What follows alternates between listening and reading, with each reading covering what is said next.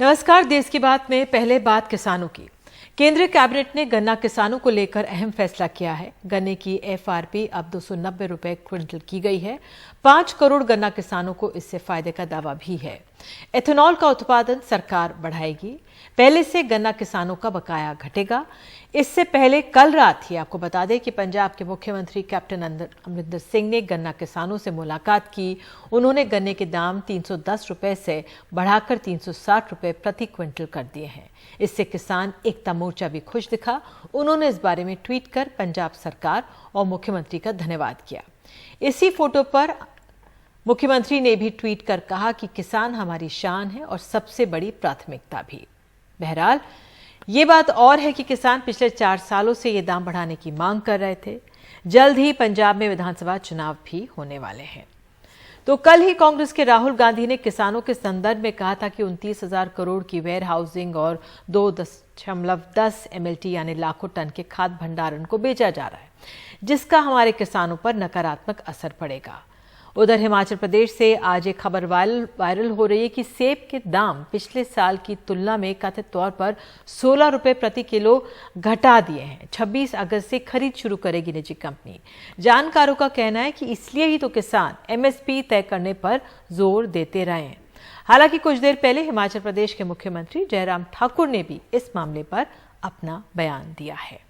दाम में एकाएक गिरावट आई है और काफी गिरावट आई है और सभी बागबान भी उससे चिंतित हैं और ये स्थिति आनी नहीं चाहिए थी। वैसे कुल मिलाकर के जो भी स्थिति आई है, अभी हमने एक ही बात कही है कि बागबान जो मार्केट के लिए एप्पल भेज रहे हैं तो उसके इसको थोड़ा इस प्रोसेस को थोड़ा अगर स्लो डाउन करें, थोड़ा सा स्लो करें और मार्केट मुझे उम्मीद है कि आने वाले समय में थोड़ा इम्प्रूव होने की गुंजाइश ऐसी लगती है, ऐसी संभावना है। और उसके साथ साथ में जो हमारी जो स्टोरेज की जो कैपेसिटी है, जहाँ पर जितने भी जो हमारे कोल्ड स्टोर है जो प्राइवेट सेक्टर में, उनसे हमने इस बात के लिए आग्रह करने का निश्चय किया है कि वो जो है वो ठीक दाम पर जो है सेब इस वक्त वहाँ पर ले सके ताकि बागबानों को नुकसान ना हो। तो ये हम सुन रहे हैं किस तरह से हिमाचल प्रदेश के मुख्यमंत्री का कहना है कि जो किसानगार हैं जो सेब की खेतीबाड़ी करते हैं उनको नुकसान ना हो। और वाकई में चिंता का विषय है हिमाचल प्रदेश की सरकार के लिए भी कि अगर 16 रुपए प्रति किलो अगर ये दाम घटते हैं क्विंटल तो ये बहुत मुश्किल हो जाती है, क्योंकि जो हिमाचल का सेब है वो देश ही नहीं दुनिया भर में प्रसिद्ध है। और इसको लेकर जो ये 16 रुपए प्रति किलो अगर ये दाम घटते हैं तो वाकई में जो ये किसान हैं इनकी मुश्किल होगी। तो इसको लेकर भी जो विशेषज्ञ कह रहे हैं कि तभी तो किसान अपनी मांगों पर जोर दे रहे हैं। और हम कोशिश करेंगे देवेंद्र शर्मा जो कृषि अर्थशास्त्री हैं वो हमारे साथ मुझे बताया जा रहा है फोन पे ही जुड़ पाए हैं अभी। देवेंद्र जी, जो पहले अगर मैं आपसे सवाल करूं, हालांकि अगर आप मिलते दर्शकों को देख पाते तो दर्शक आपको देख और सुन पाते तो बेहतर होता। बहरहाल जो ये खबर आई हिमाचल प्रदेश से सेब के किसानों के लिए, इस खबर को कैसे देखा जाए, किस चीज का असर है? ये बहुत महत्वपूर्ण इसलिए है क्योंकि हम जब सेंट्रल लॉज की बात कर रहे हैं, फार्म लॉज की बात कर रहे हैं और ये कहा जा रहा है कि ये लॉज जो है किसानों के हित में होंगी, क्योंकि किसानों को प्राइवेट कंपनियां जब एग्रीकल्चर में आएंगी तो ज्यादा दाम देंगी, जिसको इकोनॉमिस्ट कहते हैं प्राइस डिस्कवरी होगी। और ये प्राइस डिस्कवरी का एक बहुत अच्छा उदाहरण हमारे सामने है कि एप्पल के जो फार्मर्स हैं हिमाचल प्रदेश के, उनको जो अदानी एग्रो ने प्राइस अनाउंस किया है वो पिछले साल अगर 88 रुपीज पर किलो था जो प्राइम एप्पल का है, इस बार कम करके उन्होंने 72 रुपए पर किलो का अनाउंस किया है। इसका मतलब है कि 16 रुपए प्रति किलो किसानों को नुकसान या कम प्राइस मिलेगा इस साल। ये एवरेज जो हम बात कर रहे हैं, यही एक जो बात है जिसके लिए किसान जो बड़े चिंतित हैं। और इसमें 9 महीने से जो प्रोटेस्ट चल रहा है दिल्ली के आसपास, बेसिकली इसी इशू के लिए है कि जबकि हमारे देश के इकोनॉमिस्ट कहते हैं किसानों को इससे फायदा होगा, इससे ज्यादा उनको इनकम मिलेगी, हमारे सामने ये क्लासिक एग्जांपल है कि किसानों को उससे नुकसान हो रहा है। और ये फर्स्ट ईयर नहीं है, पहले भी हमने देखा है कि किसानों को कैसे कम प्राइस मिलता है और कंज्यूमर के लिए जी, मैं आपको रोकूंगी क्योंकि हम कोशिश करते हैं आपको वीडियो पे लेने की। और जो देवेंद्र शर्मा कृषि एक्सपर्ट हैं, अब वो कह रहे हैं कि इसी को लेकर जो किसानों का जो 9 महीने से ज़्यादा से जो ये आंदोलन चल रहा है, इसकी बानगी है। ये एक इस तरह से हमें जो किसानों के मन में भय है वो ये सामने आ जाता है कि जो निजी कंपनियां हैं जब वो खरीद पर आती हैं तो वो अपने तरह से मनमाने दाम तय करेंगी और उसका सबसे ज़्यादा नुकसान किसको होगा? उसका नुकसान सबसे ज़्यादा किसानों को होगा, क्योंकि शहरों में या बाहर जब ये सेब, शिमला का सेब बेचा जाएगा तो जो दुकानदार है वो मनमाने दाम लेंगे, लेकिन जो इसका उत्पादक है, जो अपने पसीने की कमाई लगाता है, जो इनको पेड़ों को उगाता है, जो खाद्य, बिजली, तमाम अपनी मेहनत इस पे लगाता है, उसको तो दाम कम ही मिलेंगे। हालांकि बड़े शहरों में कहीं पे भी आप सेब के दाम देख लें, कहीं पर कमी नहीं हो रहे हैं सेबों के दाम, ये ज्यादा ही मिलेंगे। बहरहाल गन्ना की किसानों की तरफ से खबर आ रही है कि किस तरह से राज्य सरकार हो या केंद्र सरकार हो, गन्ने के किसानों के फायदे के लिए उन्होंने ऐलान किए हैं। अब केंद्र सरकार ने, जो कैबिनेट मंत्रालय, उन्होंने जो ऐलान किया उससे कहा जा रहा है 5 करोड़ गन्ना किसानों को फायदा होगा। कल हमने देखा किस तरह से पंजाब के मुख्यमंत्री ने भी जो प्रति क्विंटल गन्ना की जो MSP है, जो गन्ना की खरीद है, उसको बढ़ा दिया है। अब पंजाब की अगर बात करें तो पिछले 4 साल से किसान ये मांग कर रहे थे और तब नेताओं ने नहीं सुनी, और अब जाकर चुनाव से ठीक पहले ये हम देख सकते हैं कि किस तरह से इस पे दाम में इजाफा किया गया। तो मुझे अगर देवेंद्र शर्मा, मुझे कहा जा रहा है फोन पे ही मिल पाएंगे, तो देवेंद्र जी, अगर हम ये बात करें कि जो पंजाब में हुआ या जो गन्ना किसानों को लेकर जो केंद्र सरकार या पंजाब सरकार ने जो ये ऐलान किया है, ये वाकई में राहत तो है। और जो फोटो हमने देखा कल रात कैप्टन मुख्यमंत्री ने, अमरिंदर सिंह ने ट्वीट करी, किसान भी खुश नजर आ रहे हैं। ये उनकी 4 सालों से मांग थी किसानों की। यही एक विडंबना है कि देखिए, जब सरकार 4 साल से अपने सैडल में थी तब उन्होंने इस पे कदम नहीं उठाया। 4 साल से गन्ने का किसान में तकरीबन वो स्टैटिक था और तब तो किसानों की डिमांड थी और सरकारों ने उस पर नहीं ध्यान दिया। लेकिन अब इलेक्शन, जैसा कि आपने पहले कहा, इलेक्शन अब नजदीक आ गए हैं, तो सरकार ने जो किसानों का प्रदर्शन हो रहे थे पिछले 4-5 दिनों से, उसको मद्देनजर रखते हुए ये डिसीजन लिया है कि 50 रुपए ज्यादा किसानों को दाम अनाउंस किया है। सवाल सिर्फ इसमें यह खड़ा होता है कि ये जो प्राइस आज अनाउंस किया है, ये 4 साल किसानों को क्यों उसका इंतजार करना पड़ा, ये उसमें क्यों नहीं अनाउंस हो सकते। दूसरी बात यह है कि क्या कारण है कि हमारे देश में जब भी किसानों को अपनी कोई डिमांड रखनी होती है या उनको अपना कोई लेजिटिमेट ड्यू चाहिए होता है तो उनको सड़कों पर आना पड़ता है। ये हर बार देखिए आप, चाहे वो गन्ने की कीमत हो, चाहे वो टमाटर की बात हो, चाहे वो किसी और कमोडिटी की बात हो, किसानों को सड़कों पर आना पड़ता है या उनको अपना कर्जा माफ कराना होता है तब भी सड़कों पर आना पड़ता है। लेकिन कॉर्पोरेट का तो चुपचाप ही वो सब काम जो है वो हो जाते हैं। ये क्या कारण है कि ये जो एक विरोधाभास है कि भाई किसानों के लिए हमें चाहते हैं कि हम वो सड़कों पर आए, लेकिन कॉर्पोरेट के लिए जब हम करते हैं तो चुपचाप ही शांति से, किसी को पता भी नहीं चलता, वो हो जाता है। मैं इसलिए कह रहा हूं कि देखिए, पिछले 8 सालों में 10 लाख करोड़ रुपए कॉर्पोरेट का माफ हुआ है और किसानों का अभी पिछले 5 साल में तकरीबन 2 लाख करोड़ रुपए के आसपास माफ हुआ है। और अभी हमारे मंत्री जी ने पार्लियामेंट में कहा है कि 16.8 यानी तकरीबन 17 लाख करोड़ रुपए का कर्जा किसानों के सिर पर खड़ा है सारे देश में, और ये भी उन्होंने कह दिया है कि हम इसको माफ नहीं करेंगे।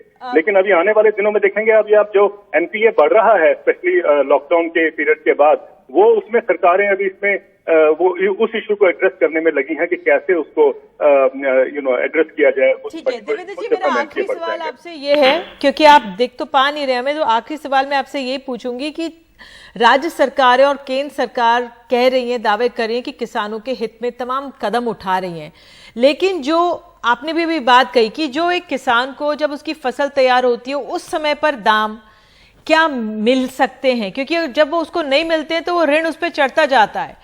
तो क्या ऐसे प्रावधान है कि जो एक किसान का जो आम जीवन है वो कुछ आसान हो पाए?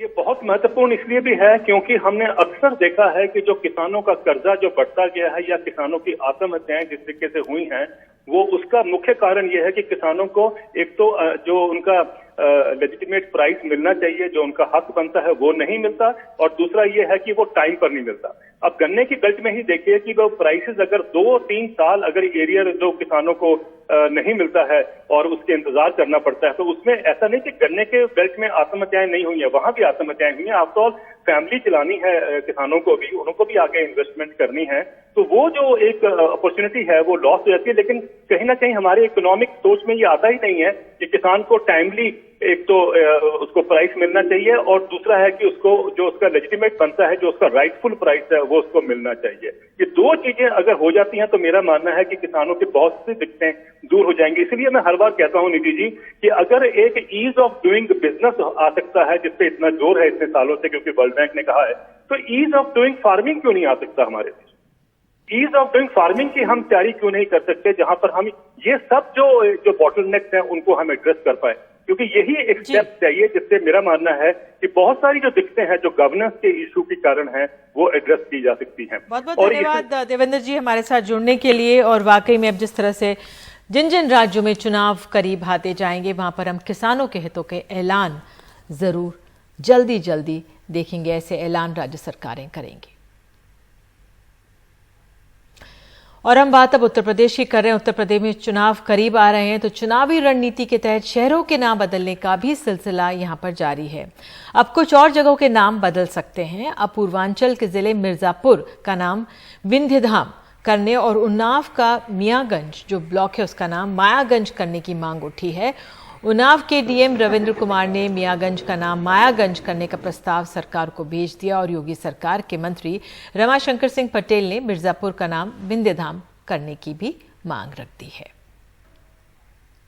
फैजाबाद का नाम अयोध्या हुआ है, ऐसे कई पर्यटक स्थल का नाम चेंज हुआ है, और यह विंध्यधाम पर्यटक स्थल के क्षेत्र में कई 100 करोड़ रुपया लग करके विकसित हो रहा है। मिर्ज़ापुर का विकास हो रहा है। माननीय योगी जी आदित्यनाथ के ज़माने में, तो हम भी चाहते हैं कि मिर्ज़ापुर का नाम बदल करके विंध्यधाम कर दिया जाए, और यह बहुत ही अति ज़रूरी है। और जनता की भावनाओं के साथ मैं आवाज़ उठा रहा हूँ कि जनता भी देख रहे हैं, चाह रही है कि बहुत पुराना नाम मिर्ज़ापुर का है, किस उद्देश्य से रखा गया था, लेकिन विंध्यधाम हो जाए तो यहाँ के लोगों की आस्था की पूर्ति भी होगी।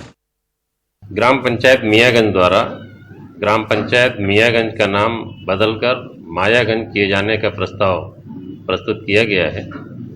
उक्त प्रस्ताव खंड विकास अधिकारी और उप जिलाधिकारी के माध्यम से प्राप्त हुआ है। उक्त प्रस्ताव शासन को अग्रिम कार्रवाई हेतु प्रेषित किया गया है। और अब उत्तर प्रदेश से अगली खबर है। मुजफ्फरनगर के दंगों के जो 77 मुकदमे उत्तर प्रदेश सरकार ने बिना कोई वजह बताए वापस लिए, वे दोबारा खुल सकते हैं। ऐसा सुझाव सुप्रीम कोर्ट में दिया गया है। सुप्रीम कोर्ट ने सांसदों विधायकों के मामले वापस लेने के लिए हाई कोर्ट की मंजूरी जरूरी कर दी है, ताकि वे अपने पद का फायदा उठाकर अपने मुकदमे वापस ना करवा सके।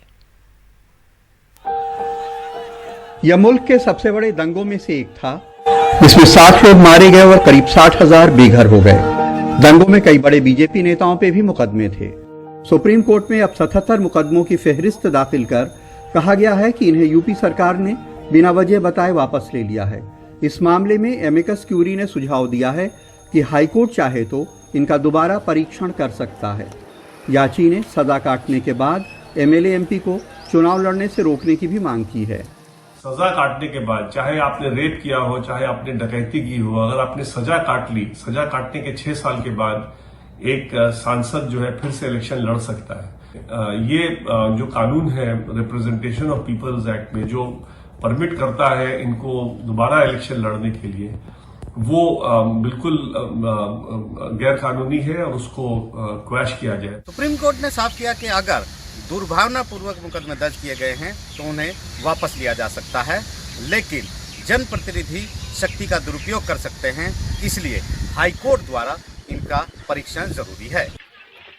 मुजफ्फरनगर दंगों का असर आसपास के कई जिलों में हुआ। मेरठ जोन के 5 जिलों में 510 मुकदमे दर्ज हुए, 6,869 लोग अभियुक्त बने, 175 केस में चार्जशीट हुई, 165 मामलों में फाइनल रिपोर्ट लगी, 170 मामले खत्म किए गए, 77 मामले सरकार ने वापस लिए। इससे 40 लोगों पे केस बंद हो गया। विपक्ष दंगों के केस वापस लेने पे सरकार पे हमलावर है। इसलिए वापस कर चुके, फिर उसको दंगा कराना उन्हीं लोगों से।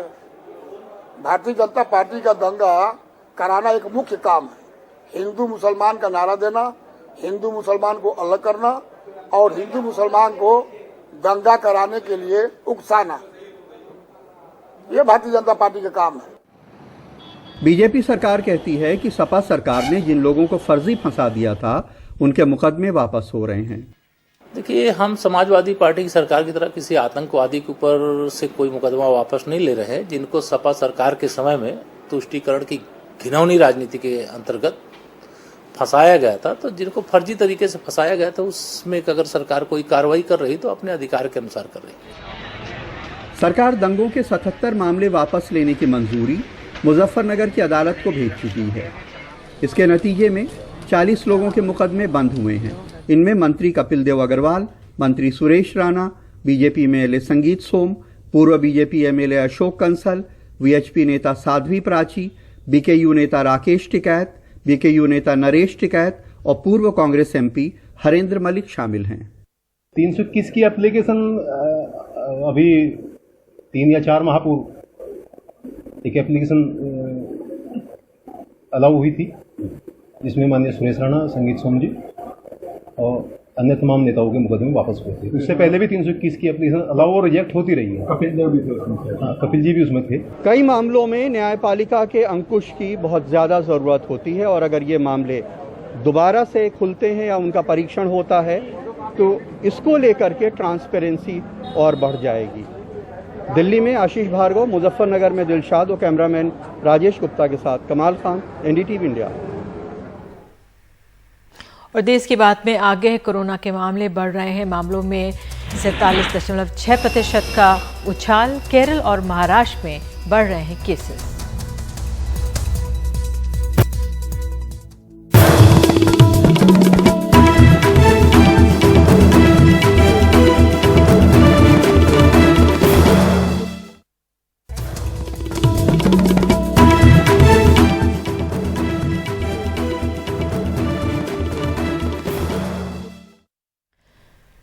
देश में कोरोना के मामले एक बार फिर से बढ़ रहे हैं। आज 37,593 मामले दर्ज किए गए। ये 47.6% का बड़ा उछाल है। कल ही 25,467 मामले ही सामने आए थे। मौत भी 668 दर्ज की गई है, जबकि कल ये 354 मृत्युएं दर्ज की गई। सबसे ज़्यादा बढ़त केरल में हो रही है। यहाँ पर 24,296 मामलों के साथ 65% जो इजाफा देश भर में है वो इन्हीं के कारण है।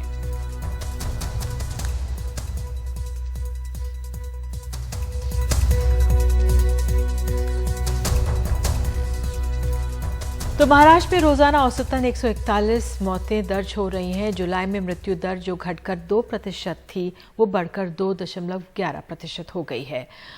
85% रोजाना मौतें अहमदनगर, पुणे, सोलापुर, सतारा, सांगली, कोल्हापुर से रिपोर्ट हो रही हैं।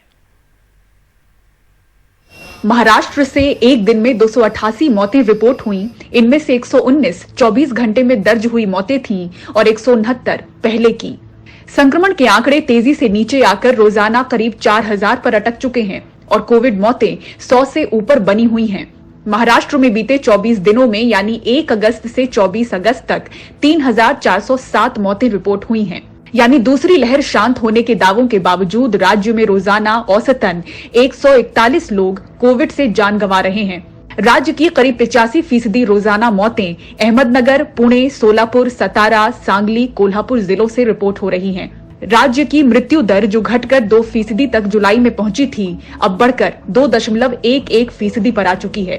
महाराष्ट्र में अब भी करीब 50,000 एक्टिव कोविड मरीज हैं। इनमें से करीब 50% एक्टिव पेशेंट अस्पताल में भर्ती हैं। करीब 17% मरीजों की हालत गंभीर है। पुणे सबसे प्रभावित जिलों में शामिल है, जहां रोजाना 800 से 1000 मामले रिपोर्ट हो रहे हैं और हर दिन 25 के करीब मौतें बनी हुई हैं। पुणे कॉरपोरेशन और रूरल एरिया में ये मौतें ज्यादा हो रही है। इसमें अगर देखा जाए तो कोमॉर्बिड कंडीशंस की वजह से हो रही है, लेकिन इससे ज्यादा जो यंग पेशेंट है उनमें भी और जो 50 से ऊपर जिनकी उम्र है ऐसे मरीजों में भी हार्ट में या ब्लड सर्कुलेशन में गुठलियां या थ्रोम्बोसिस होने की वजह से ज़्यादा मौतें हो रही है। इसमें 2-3 वजह देखी गई है कि इनमें से 70% मरीजों ने वैक्सीनेशन नहीं किया है। तो वैक्सीनेशन जिन्होंने नहीं किया है उनमें मौत की तादाद ज़्यादा है।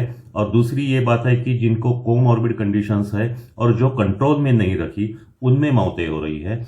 कोविड मौतों में फिलहाल एक बात सामान्य दिख रही है, मरने वाले अधिकतर मरीजों ने टीका नहीं लिया था। मुंबई से पूजा भारद्वाज, एनडीटीवी इंडिया। उधर कर्नाटक में वैक्सीनेशन को रफ्तार देने के लिए वैक्सीनेशन ऑन व्हील्स की शुरुआत की गई है ताकि दूर दराज के इलाकों में वैक्सीन पहुंचाई जा सके। ये अलग बात है कि गाड़ी तैयार है लेकिन वैक्सीन की कमी है। वैक्सीनेशन ऑन व्हील्स शहर के बाहरी और ग्रामीण इलाकों में वैक्सीनेशन तेज करने के लिए CII, वॉल्वो और नारायण हेल्थ सिटी की पहल। इसमें 4 वैक्सीनेशन स्टेशन हैं जो वाईफाई से जुड़े हैं ताकि जिन लोगों ने रजिस्ट्रेशन नहीं करवाया है वो करवा पाए। साथ ही साथ वैक्सीन के लिए जरूरी तापमान वाला रेफ्रिजरेशन सिस्टम भी यहां लगा है। We have started this because we can vaccinate almost 1,000 people per day, 800. हम हर रोज 800 से 1000 लोगों को इस बस के जरिए वैक्सीनेट कर सकते हैं। ये एक महत्वपूर्ण कदम है। अगर सफल होता है तो संख्या और बढ़ाई जाएगी। Is willing to join hands to extend the helping hand to the country. इसमें दो राय नहीं कि ऐसे उपायों से वैक्सीनेशन ड्राइव में तेजी आएगी, लेकिन दिक्कत वैक्सीन की कमी की है। मुख्यमंत्री बसवराज बोम्मई रोजाना 5 लाख वैक्सीन लोगों को लगवाना चाहते हैं, लेकिन फिलहाल 2.5 लाख के आसपास टीके ही लग पा रहे हैं। और 6.25 करोड़ की आबादी वाले कर्नाटक में अब तक तकरीबन 90 लाख लोगों को ही वैक्सीन की दोनों डोज लगाई जा सकी। पहले लोगों के मन में संदेह था कि वैक्सीन प्रभावी होगा या नहीं होगा, कहीं इसका गलत असर तो नहीं होगा। आज हमें पता चल गया है कि वैक्सीन कोविड-19 से बचाव के लिए नहीं है, बल्कि ये मौत से बचाव का रास्ता है। हमारा मकसद है कि हम गांव में जाएं। हमारे पास डॉक्टर हैं, टेक्नीशियन हैं जो लोगों की मदद करेंगे। We will go to village and vaccinate them. दक्षिण कन्नड़ा, मैसूर, चिकमंगलूर, हासन और कोडगू को छोड़ बाकी जिलों में संक्रमण की रफ्तार 1% से कम यानी 0.65 के आसपास है। वैक्सीन ऑन व्हील्स तैयार है लेकिन वैक्सीन नहीं है। कुछ इसी तर्ज पर ऑक्सीजन ऑन व्हील्स और ICU ऑन व्हील्स की शुरुआत भी यहाँ की गई थी, लेकिन कमोबेश ये सब पब्लिसिटी स्टंट बनकर रह गए। बेंगलुरु से कैमरामैन गोविंद मूर्ति के साथ निहाल खुदवई, NDTV इंडिया। और देश की बात में आगे है, सेना की 72 महिला अधिकारियों के लिए चुनौतियां बरकरार हैं। सेना और रक्षा मंत्रालय को उन्होंने भेजा है नोटिस।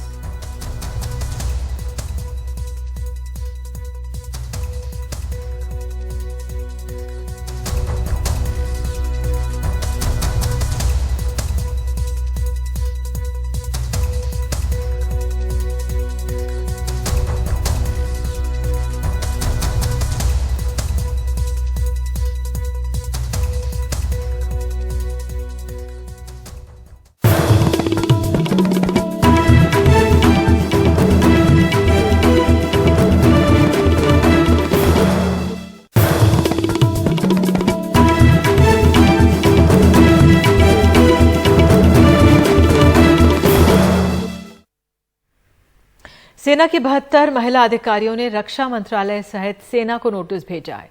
सुप्रीम कोर्ट के आदेश के बाद भी सेना उन्हें परमानेंट कमीशन नहीं दे रही है।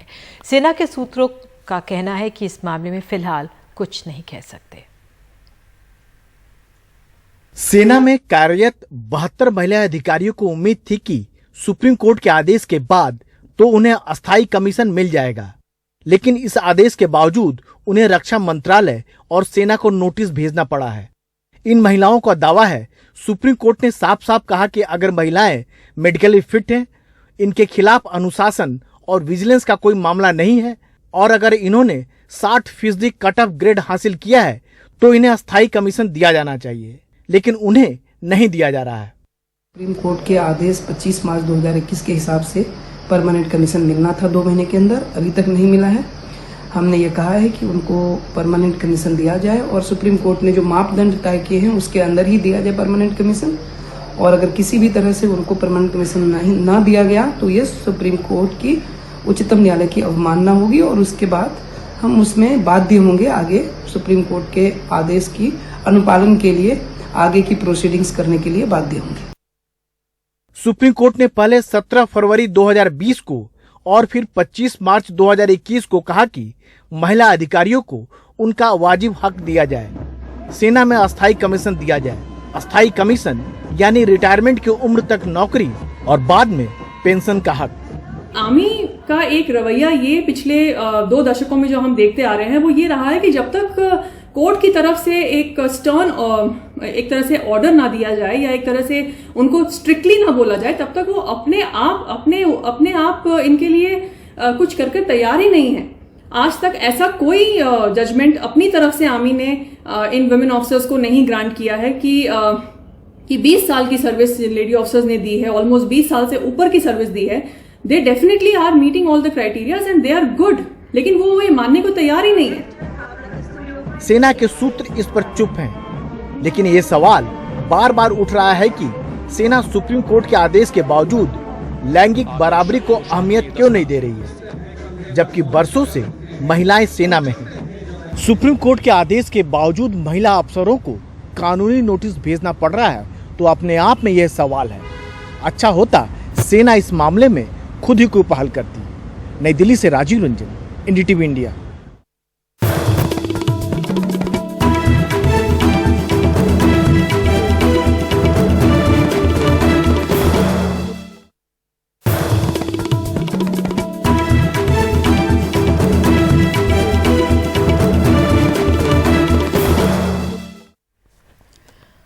और देश की बात में आखिर में पश्चिम बंगाल से सैलानियों के लिए खुशखबरी है। न्यू जलपाईगुड़ी स्टेशन से दार्जिलिंग के लिए टॉय ट्रेन फिर से दौड़ने लगी है। कोरोना की वजह से दार्जिलिंग हिमालयन रेलवे की एक खिलौना रेलगाड़ी तकरीबन 1.5 साल से बंद रही थी।